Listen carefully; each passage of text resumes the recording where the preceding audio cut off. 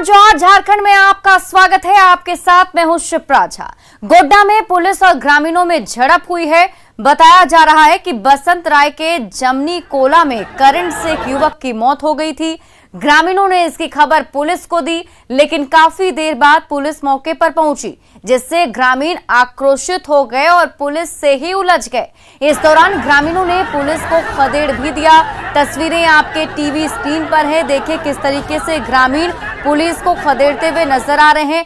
Police पर ही ग्रामीणों ने हमला बोल दिया। घटना कल की है, लेकिन आज इसका वीडियो वायरल हुआ है और इस घटना के सामने आने के बाद से जो है ग्रामीण और पुलिस के बीच का जो माहौल है वो अभी भी तनावपूर्ण बना हुआ है। सोशल मीडिया पर यह वीडियो जमकर वायरल हो रहा है। तस्वीरों में आप देख पा रहे होंगे कि कितने सारी संख्या में ग्रामीण जो हैं वो निकले हुए हैं और सभी ग्रामीण एकजुट होकर पुलिस टीम पर हमला कर रहे हैं। और पेरिस तीरंदाजी में दीपिका को गोल्ड मिला है। ये बड़ी खबर आपको बता रहे हैं। पेरिस तीरंदाजी में दीपिका को गोल्ड मिला है। महिला रिकर्व टीम ने गोल्ड मेडल जीता है।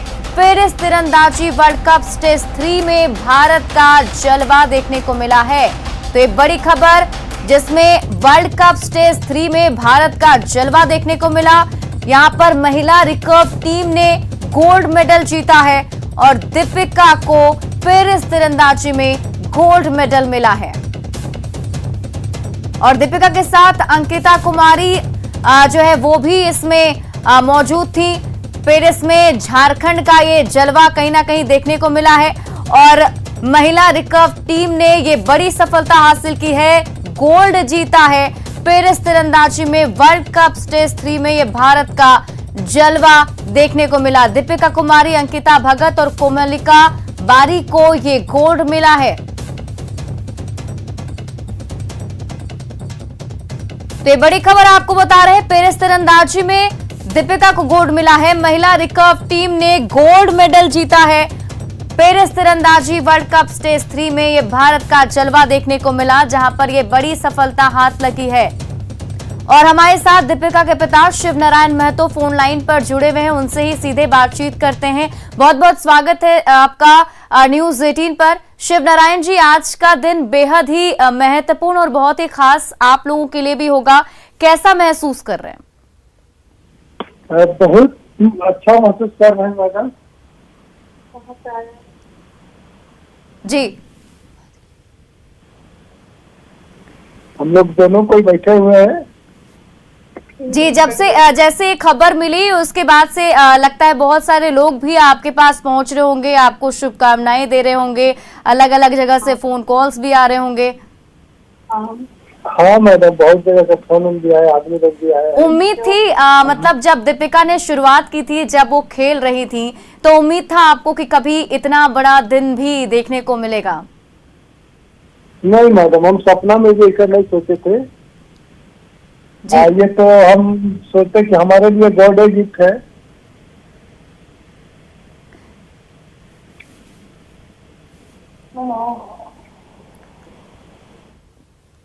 तो फिलहाल वहां पर कैसा माहौल है? आसपास के लोग किस तरीके की प्रतिक्रिया दे रहे हैं? लोग बहुत ज्यादा खुश भी होंगे। हाँ, खुशी है मैडम, बहुत खुश है, बहुत खुश है। और दोस्त यार लोग भी बहुत खुश है, हम लोग भी बहुत खुशी है। जी जी। और सचमुच जब पीएम मोदी ने भी इनको लेकर शुभकामनाएं दी थी, मन की बात में दीपिका का जिक्र किया था, तो ये सचमुच बहुत ही अलग और बहुत ही खास उपलब्धि है दीपिका की और कहीं ना कहीं आप लोगों के पूरे परिवार की। जी मैडम, मोदी जी जो बोले, बहुत मन की बात, बहुत अच्छा लगा। अब बहुत ही अच्छा आशीर्वाद दिए, जो भी दिए, और आगे भी देते रहे। अब पूरा झारखंड के वासी लोग भी उसको आशीर्वाद देते रहे, फलते फूलते रहे। दीपिका की माँ भी वहां पर होंगी, अगर आपके साथ हैं तो उनसे भी थोड़ी प्रतिक्रिया हम ले लेते हैं, आखिर जान लेते हैं कि उन्हें कैसा लग रहा है आज के वक्त में। और आज का दिन बहुत ही महत्वपूर्ण है उन लोगों के लिए भी, और खास तौर पर जब दीपिका ने शुरुआत की थी इन सब चीजों की, तो कैसे शुरुआती दौर रहा और अब जब ये सफलता मिली है तो कैसा है? हाँ मैडम, उसका मम्मी से लीजिए बात कीजिए, हम दे दे रहे हैं। हेलो जी जी, कैसा लग रहा है आपको मम्मी जी? बहुत अच्छा लग रहा है। आप एक्चुअली बोल रहे हैं कहाँ से आप? हेलो न्यूज 18 बिहार झारखंड से हम आपके साथ जुड़े हुए हैं और आज दीपिका के इस खास मौके पर हमने आपसे भी प्रतिक्रिया लेनी सोची कि आखिर आप कैसा आज महसूस कर रही हैं। आज आपकी बेटी ने इतना भारत का कहीं ना कहीं नाम जो है बढ़ाया है। हाँ, बहुत अच्छा लग रहा है। आप लोग भी बात कर रहे हैं तो बहुत अच्छा लग रहा है। जी जी, बहुत बहुत शुक्रिया हमारे साथ जुड़ने के लिए। तो ये देखिए, पेरिस तीरंदाजी में दीपिका ने गोल्ड जीता है, जिसके बाद से पूरे ही इनके गांव में, इनके परिवार में खुशी का माहौल है और कहीं ना कहीं हर कोई दीपिका के सफलता से काफी ज्यादा खुश है, क्योंकि दीपिका ने ना सिर्फ झारखंड का बल्कि भारत का जो है कहीं ना कहीं नाम ऊंचा किया है। तो ऐसे में ये बड़ी उपलब्धि दीपिका की और दीपिका के पूरे परिवार की भी, क्योंकि उनके परिवार का भी सपोर्ट उनको उस तरीके से मिला होगा, तभी जाकर आज दीपिका ने जो है इतनी बड़ी उपलब्धि हासिल की है।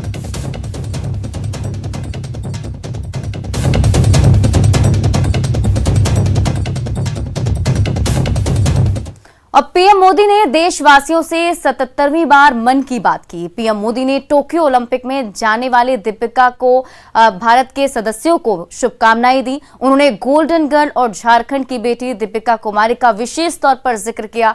पीएम ने भारतीय टीम की एकमात्र महिला तीरंदाज और विश्व की पूर्व नंबर 1 तीरंदाज को शुभकामनाएं दी और टोक्यो जा रही टीम की जीत की कामना की है। जीवन का सफर भी उतार चढ़ाव भरा रहा है। दीपिका के पिता ऑटो रिक्शा चलाते हैं और उनकी मां नर्स हैं। और अब देखिए, दीपिका अब टोक्यो ओलंपिक्स में भारत की तरफ से एकमात्र महिला तीरंदाज है। कभी विश्व की नंबर 1 तीरंदाज रही दीपिका के साथ हम सबकी शुभकामना है। साथियों, जीवन में हम जहां भी पहुंचते हैं, जितनी भी ऊंचाई प्राप्त करते हैं, जमीन से ये जुड़ाव हमेशा हमें अपनी जड़ों से बांधे रखता है। संघर्ष के दिनों के बाद मिली सफलता का आनंद भी कुछ और ही होता है। टोक्यो जा रहे हमारे खिलाड़ियों ने बचपन में साधनों संसाधनों की हर कमी का सामना किया, लेकिन वो डटे रहे, जुटे रहे। प्रधानमंत्री मोदी ने अंतर्राष्ट्रीय तीरंदाज दीपिका कुमारी को पेरिस वर्ल्ड कप और टोक्यो ओलंपिक के लिए शुभकामनाएं दी। पीएम की शुभकामना पर दीपिका के माता पिता ने भी खुशी जताई है। उन्होंने इसके लिए प्रधानमंत्री को दिल से धन्यवाद कहा। दीपिका के पिता शिव नारायण महतो ने कहा कि घर में अब बेटी के अलावा उनके दामाद भी अंतर्राष्ट्रीय खिलाड़ी हैं। ऐसे में इस बार एक पदक तो पक्का ही है। दीपिका के माता पिता से बात की हमारे सहयोगी संजय कुमार सिन्हा ने। प्रधानमंत्री मोदी ने आज अपने मन की बात में रांची की अंतर्राष्ट्रीय तीरंदाज दीपिका कुमारी को शुभकामना दी है, उनकी तारीफ की है। दीपिका इस समय पेरिस में मैच खेल रही हैं और हमारे साथ सीधे बात करने के लिए यहाँ पर दीपिका के माता पिता हैं। सर, एक बहुत गर्व का मौका है, प्रधानमंत्री ने दीपिका के लिए शुभकामना भेजी है। प्रधानमंत्री को बहुत बहुत हम धन्यवाद देते हैं और जो मन की बात बोले हैं उसके लिए हम सदा आभारी रहेंगे। और अभी जो बेटी पेरिस में खेल रही है, बेटी दामाद दोनों खेल रही है, मेहनत तो कर रही है। अब देखिए ऊपर वाला कमाल। जी, आज बेटी दामाद दोनों मैच में खेल रहे हैं, मिश्रित युगल में खेल रहे हैं, फिर महिला रिकर्व की टीम भी मैच खेलेगी फाइनल में। तो आज दामाद भी खेल रहे हैं बेटी के साथ, इस पर कैसा महसूस कर रहे हैं? ये अपने आप में हम गर्व महसूस करते हैं, अंदर खुशी लगता है कि पहले तो मेरे पास एक खिलाड़ी था, अब 2 खिलाड़ी है, कुछ न कुछ जरूर आएगा। बिल्कुल, पिताजी को साफ विश्वास है कि पहले एक खिलाड़ी थे, अब दामाद के रूप में दूसरे खिलाड़ी आ गए हैं, पदक जरूर आएगा। अच्छा, बोल रहे हैं कि दीपिका आज मैच खेल रही है, पीएम ने शुभकामना दी है। सबसे पहले प्रधानमंत्री की शुभकामना पर क्या कहेंगी आप? घर शुभकामना पहुंची आप। मैं तो उनको, प्रधानमंत्री जी को अपने तरफ से सभी की तरफ से धन्यवाद देना चाहती हूँ कि जो उन्होंने मेरी बेटी को शुभकामना दिए हैं, और इसके लिए मैं शुक्रिया अदा करती हूँ कि मैं उनका शुक्रगुजार हूँ। धनबाद में करंट से एक युवक की मौत हो गई। बताया जा रहा है कि चापानल में करंट प्रभावित हो रहा था। पानी पीने के लिए युवक ने जैसे ही चापानल को पकड़ा, उसे करंट लग गया। घटना के बाद गुस्साए लोगों ने शव के साथ बरवा अड्डा बिजली कार्यालय के पास प्रदर्शन किया। ग्रामीणों ने बिजली विभाग पर लापरवाही का आरोप लगाया है और मुआवजे की मांग कर रहे थे। बाद में मौके पर पहुंची पुलिस ने लोगों को समझा बुझाकर मामले को शांत करवाया। अपने 2 मासूम बेटियों को कुएं में फेंक दिया, जिससे दोनों मासूमों की जान चली गई। जानकारी के अनुसार महिला पिछले 4 सालों से अपने पति से अलग रह रही थी। इसी बीच उसके पति अर्जुन देव ने दूसरी शादी कर ली, जिससे महिला तनाव में रह रही थी। महिला को पति से 3 बेटियां हैं, जिसके लालन पालन और शादी का खर्च उसे सताने लगा था। इसी चिंता के कारण अनीता देवी ने अपनी 2 मासूम बेटियों को घर के पास ही कुएं में फेंक दिया, जिससे एक 7 साल और दूसरी 5 साल की बेटी की मौत हो गई। महिला की शादी 10 साल पहले हुई थी, लेकिन बेटी होने के कारण पति ने छोड़ दिया था। वो अपने भाई के घर में रह रही थी। पता था और हमको बहन था से यहीं पे रहती थी। अगला आदमी 2-3 साल से छोड़ दिया था। आन जान न बातचीत न खर्चा बुता कुछ नहीं देते थे। इसी तनाव में अपने घर से दोनों लड़की की डाल दिए खून। शादी करने के बाद में वो रख नहीं रहा था अपनी पत्नी को, तो इस वजह से वो तंग थी। और दूसरी वजह हुई कि 3 बच्चियां ही थी, तो इस वजह से उसका पति प्रताड़ित कर रहा था उसे, और इसी में वो अजीज होकर परेशान होकर अपने बच्चों को कुएं में डालकर और उसकी हत्या कर दी। गिरिडीह में बालू का अवैध खनन जारी है। नेशनल ग्रीन ट्रिब्यूनल के रोक के बावजूद बराकर और उसकी नदी से धड़ल्ले से बालू का उठाव हो रहा है, लेकिन पुलिस कोई कार्रवाई नहीं कर रही।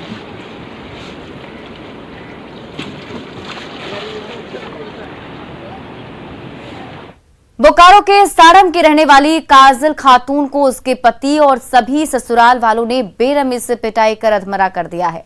घायल काजल का इलाज बोकारो सदर अस्पताल में चल रहा है। दहेज को लेकर ससुराल वाले काजल को प्रताड़ित करते हैं। ससुराल वालों ने काजल की बेरहमी से पिटाई कर दी। पिता को पता चला तो उसके ससुराल पहुंचे, उसे गोमिया हॉस्पिटल में भर्ती कराया गया है, जिसके बाद बोकारो में भर्ती किया गया। काजल के पिता ने न्याय की गुहार लगाई और आरोपियों पर कार्रवाई की मांग की है। मेरे साथ मारपीट कर रहा था और मेरे साथ पैसा मांग रहा था। बोल जाओ अपने पापा से पैसा मांग के आओ, दहेज लेंगे, और दहेज का पैसा 90,000 दे दिया गया है। पूर्वी सिंहभूम के बुरुज बोनी गांव की रहने वाली कार्मी हेम्ब्रम हर दिन अपनी लापता मां को ढूंढने के लिए गांव-गांव का चक्कर काट रही है। मां की तस्वीर और बैनर लेकर गांव में अपनी मां की तस्वीर दिखाती है। हर किसी से पूछती है कि किसी ने उसकी मां को देखा है। बेटी ने लापता मां का पता बताने वाले को पुरस्कार के तौर पर 1 लाख रुपए देने की घोषणा की है। इनाम देने के लिए वो जमीन बेचेगी। बीते 2 जून को गांव की अन्य महिलाओं के साथ उसकी मां गांव के ही पास में जंगल में मशरूम चुनने गई थी। उसके बाद लौटकर वापस नहीं आई। बेटी ने पिता जुड़ी थाना में केस भी दर्ज करवाया है। पैसा का जो इनाम रखे हैं वो बहुत मुश्किल घड़ी में रखे हैं। चाहे वो हम लोग को कोई भी वो हम लोग को ढूंढ के मेरी माँ को जो ला देंगे, वो हम लोग चाहे अपना ज़मीन बेचना पड़े, चाहे घर का हिस्सा बेचना पड़े, हम लोग किसी तरह से जो इनाम रखा गया है उसको मेरी माँ को अगर पहुँचा देंगे तो हम लोग तुरंत अपने हाथों हाथ 1 लाख रुपया थमा देंगे।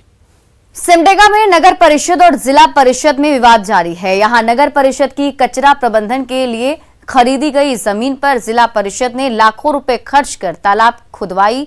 अब ये मामला तूल पकड़ रहा है। दरअसल नगर परिषद की ओर से पंडरी पानी मौजा में 1 करोड़ 40 लाख में साल 2017 में 10 एकड़ जमीन खरीदी गई थी।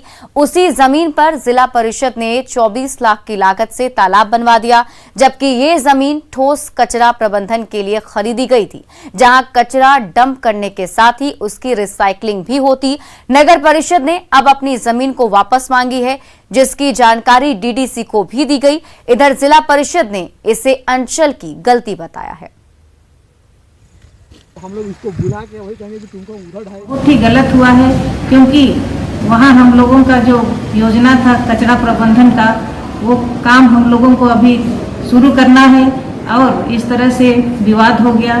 और हम लोगों का यही मांग है जिला परिषद से कि वो जमीन हम लोगों को फिर से जिस तरह से था उसी तरह से हम लोगों को वापस मिलना चाहिए। नहीं, वैसे तो देखा जाए तो हम लोग गलती हुई है, चूक हुई है। प्रशासन मैंने अंचल अधिकारी के कारण से है, वो तो हो चुकी है, लेकिन इस पर बहुत विचार करेगी। अभी तो हम अकेले नहीं कर सकते हैं, अकेले की बात नहीं है। कितने की लागत से तालाब था? 24 लाख समथिंग है कुछ। 250 का तालाब और पूरा घेराबंदी कर दिया गया है। जब हम लोगों ने गांव वालों से पूछा तो बोला गया कि भाई वहाँ पर शिलापट लगा हुआ है, देख ले। हम लोग शिलापट देखे तो हम लोग अवाक रह गए। इस बीच हम लोग फिर ठेठे टांगर भी गए, सीओ साहब से मिले। सीओ साहब को भी मतलब इसकी जानकारी नहीं थी, चूँकि सीओ साहब उस टाइम में उस जमीन का जब खरीद बिक्री हुआ था और जब कागज बना था तो नहीं बन पाया था।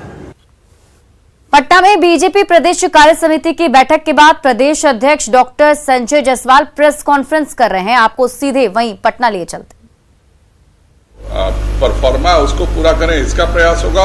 और फिर 25 सितंबर से 6 अप्रैल जो हमारा संगठन का स्थापना दिवस है, उस तारीख तक हम बूथों पर पन्ना प्रमुख तक बनाने का कार्य करेंगे। अर्थात हम प्रत्येक टोले में, छोटे से छोटे गांव में अपनी एक पूरी संरचना करने का निर्णय हम लोगों ने किया है। और जो सरकार के कार्य चल रहे हैं, खास करके केंद्र सरकार ने जो 71 PSA प्लांट्स दिए हैं, केंद्र सरकार की व्यवस्थाएं जहां भी PM केयर्स से मिल रही हैं, वह सभी स्वास्थ्य सेवाएं सुचारू रूप से चलें, यह भी प्रदेश के पदाधिकारी और जिला के पदाधिकारी देखेंगे। और इस पूरे कार्यक्रम का समारोप माननीय भूपेंद्र यादव जी, जो हमारे बिहार के प्रभारी भी हैं और राष्ट्रीय महामंत्री हैं, उन्होंने किया। और इस जो हमें लक्ष्य दिया गया है उस पर भाजपा पूरे तौर पे खरा उतरने का प्रयास करेगी। राजनीतिक प्रस्ताव में हमारा सबसे महत्वपूर्ण है कि जो हमने वादा किया था, खास करके जो रोजगार को लेकर के हमारे वादे थे, जो हमारे जिलों में अपने कार्यों को लेकर के वादे थे, उन सभी को लेकर के हम लोगों ने राजनीतिक प्रस्ताव पारित किया है। चूंकि यह वीडियो कॉन्फ्रेंसिंग के माध्यम से था, सेमी वर्चुअल के माध्यम से, तो उसमें जो संशोधन हम लोगों ने कबूल कर लिए हैं, पर वो संशोधनों को टाइप करके एक जगह इकट्ठा करने के लिए 2 घंटे और हमें समय चाहिए। ठीक है। तो अभी आप बीजेपी के प्रदेश अध्यक्ष संजय जायसवाल को सुन रहे थे। कार्य समिति की बैठक के बाद वो प्रेस कॉन्फ्रेंस कर रहे थे, जिसमें उन्होंने बताया कि कई सारे लक्ष्य इस बार बीजेपी के नेताओं और कार्यकर्ताओं को दिया गया है कि केंद्र सरकार की जो योजना है जमीन पर सही तरीके से उतारी जाए। अब उसमें आगे काम वो करेंगे। चलिए रुक करते हैं अगली खबर का। लोहरदगा डीसी के निर्देश के बाद भी लोहरदगा गुमला जो है NH की हालत खराब है और हल्की बारिश में ही रोड